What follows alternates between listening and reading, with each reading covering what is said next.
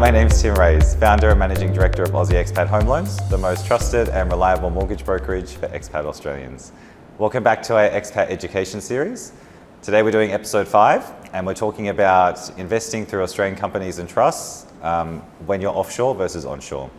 To help me break it down, I'm again joined by Tristan Perry, a tax guru and managing director of tax and accounting for RP Private in Singapore. Tristan, thanks again for joining me. Greatly appreciated. Thank you, Tim. Nice to be here again. Investing through Australian companies and trusts, a topic you and I get asked a lot of questions about. There's a lot of difference between doing this strategy versus living in Australia versus when you do it offshore. There's a few different considerations. Today I want to try and break it down. Yep. And we'll maybe break it into a few different sections. We'll kind of talk about companies and trusts when you're living in Australia, why they're beneficial, why do people use them. Yep. And then we can maybe talk about when they're offshore, why would you want to still use those structures? What are some of the cons of using those structures? Because there are a couple to think about. And then maybe split it between property and shares too. Yeah, that's a really good approach. So first off, companies and trusts in Australia.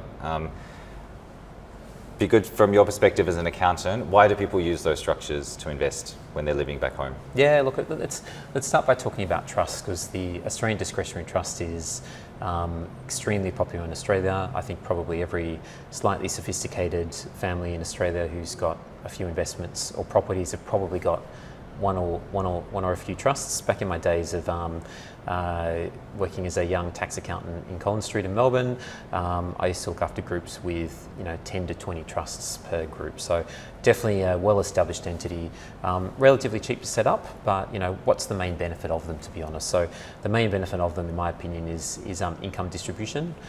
There's also a succession planning element to them as well, but like the main thing with a trust is the trust derives income, it's got a definition of a family group, and it can distribute the income amongst the family group. So rather than just having an asset in your name, if you're, for example, living and working in Australia, earning 47 cents in the dollar, every additional dollar of income you earn through a trust, you might lose half of it, which is not a great incentive to invest your money. So having a family trust can help distribute that between yourself and your spouse and your kids. Your kids as well, and your parents. So it gives you this kind of big group where you can see, okay, who's on a lower marginal tax rate, where can I send that income? Yeah. Now, the onshore trusts, the important thing to remember with onshore trusts is they can't distribute losses.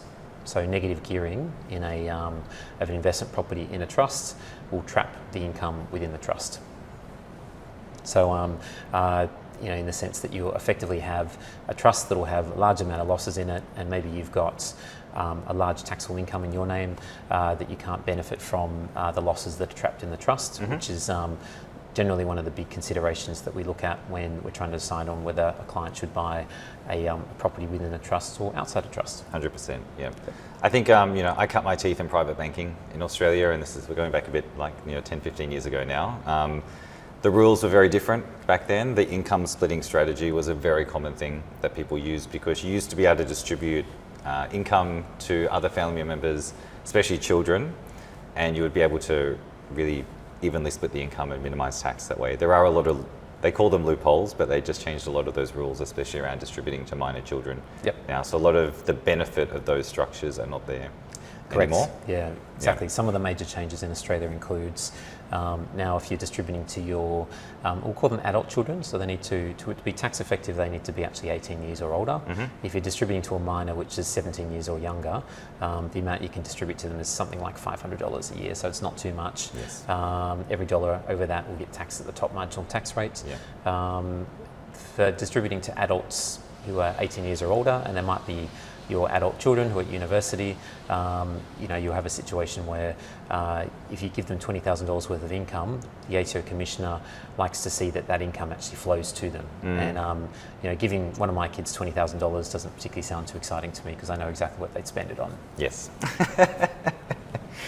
Especially when you're 18 and living in a city, studying as exactly. a student. Yes. So yeah, we've talked about this. The reason people use trusts in Australia a lot of the time is for income splitting, but the biggest reason I see people use trusts is for asset protection. So they want to know that the assets that the family group have are held separately from their personal names. The most common reason people want that is they're business owners, so they have some level of personal liability, or there's a higher potential for them to be involved in some kind of potential litigation. So it's really removing their assets from their personal name. So for trusts in Australia, there's two types of trusts. There's trusts where there's a personal trustee and trusts where there's a corporate trustee. Why don't you break that down? Yeah, no worries. So look at the so the personal having a personal individual trustee is by far the cheapest option to set up a trust, because generally you can act in your own capacity as the individual trustee of your trust. Now, unfortunately, that provides very little asset protection, because in the sense that if you are putting assets in a trust for protection purposes and you're the trustee as well, then there's not much of a corporate veil that's going to protect you in an instance where you're you're subject to litigation. So the corporate trustee will be having a company acting as in that capacity. You may be the shareholder and the director of that company, but it provides a bit of a corporate wall between your personal liabilities and that of the trust assets. So that's generally the reason why you'd have a corporate trustee. And it is the most common reason people use trust now, is for asset protection purposes, especially if you have a trust that's got a personal trustee. For it to be really effective, you need to have a big family to distribute to. Correct. Correct, exactly. Yes. So we talked about the reason people use these structures in Australia are two main reasons: they income splitting or for asset protection. Yep. We get a lot of queries from clients that want to set these structures up from offshore. Maybe we can talk about just firstly some of the tax differences between earning income in a trust versus in a personal name. Yeah, really good question there. So, agree. It's a common question that when clients say, "I'm going to buy an investment property, should I buy it in a trust?"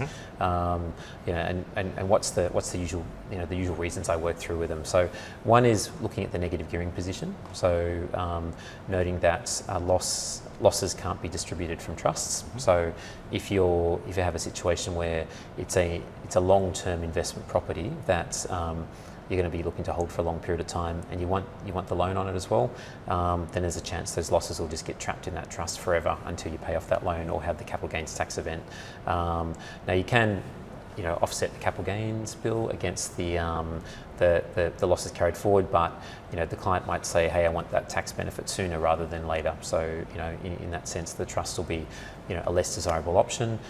Secondly, you obviously got the cost of running the trust. So set up costs of trusts aren't generally too much. Like, you're looking at a couple of $100 for the deed. You're looking at stamp duty per state.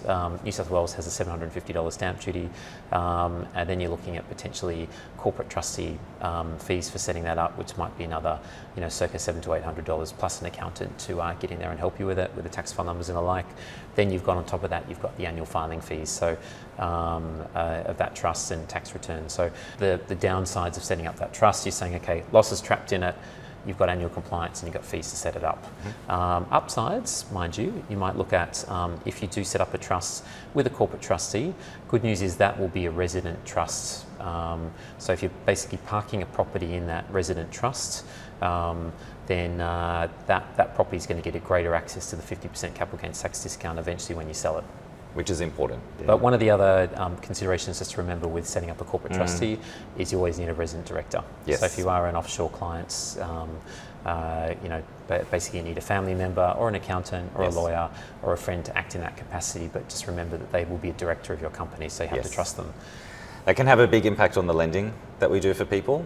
So I have a lot of clients that want to purchase through a corporate trustee, but because it's an Australian company, like you said, it has to have a resident director on the company. Everyone's circumstances are a little bit different. For a lot of my clients, they quite often have a family member, maybe a mum or dad, acting as capacity for that director. When we go to do a loan through that entity when you're living offshore, almost every lender now will want to take a personal guarantee from everyone that's the director of that company.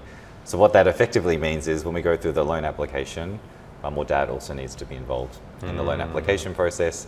They may or may not be very engaged in wanting to do that with you. So it's sometimes the biggest hindrance for us to be able to do lending for that structure when offshore. Or occasionally we can get a waiver, but it may be with a lender that costs a lot more than someone that's living or someone that was borrowing through that entity in Australia. The rules are very different versus onshore versus offshore. Yep. I definitely agree, and probably in probably the majority of the cases where I talk to clients on whether they want to set up a trust or not, we generally conclude that it's probably not a good idea for the moment, especially if they're looking to access those negative gearing benefits, and also for all those reasons of basically needing other family members involved. And I think for most people, just understanding exactly why they want to have that structure. I get quite a few clients that come just because they heard it from a friend that this is something that they should do, or they watched a couple of YouTube videos and someone said this is like something I should definitely be doing. But like I said, the main reason people have trusts now, asset protection and estate planning purposes are the most common reasons. Mainly because, especially if you're buying a property, losing negative gearing benefits in your personal name is kind of the main reason to negative gear in Australia. Exactly.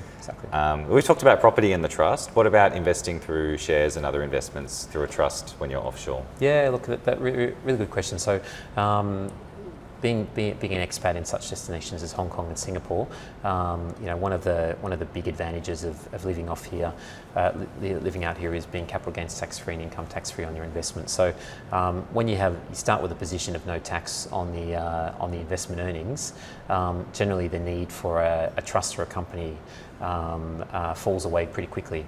So with most of my clients, structuring for their personal investments, they're generally not thinking about that whilst they're offshore, but you do think about that as something that you are, as you're approaching a repatriation event. So setting up an Australian family trust just before you arrive back in Australia is something I do a lot for clients, and that might be to help them, rebase investments back in Australia. Once you arrive, you're taking that market valuation and basically setting it up and putting in a more efficient structure for when you're back in Australia. Definitely. I mean, that's one of the big benefits of living and working in Singapore and Hong Kong. No capital gains tax, no tax on dividends, no tax on interest. Yep. So yeah. So to recap, Tristan, the main reason people use trusts now are income splitting or asset protection and estate planning purposes.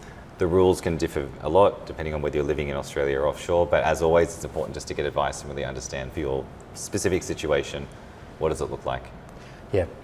I can't agree with you more, Tim, because there's it's not just the tax considerations, there's also the finance considerations and lending considerations through those structures. So completely agree. Everyone's circumstances are a little bit different. So definitely, there's a need to take some more detailed advice about your financial circumstances. Definitely. Thanks again, Tristan. Appreciate it. Thank you, Tim.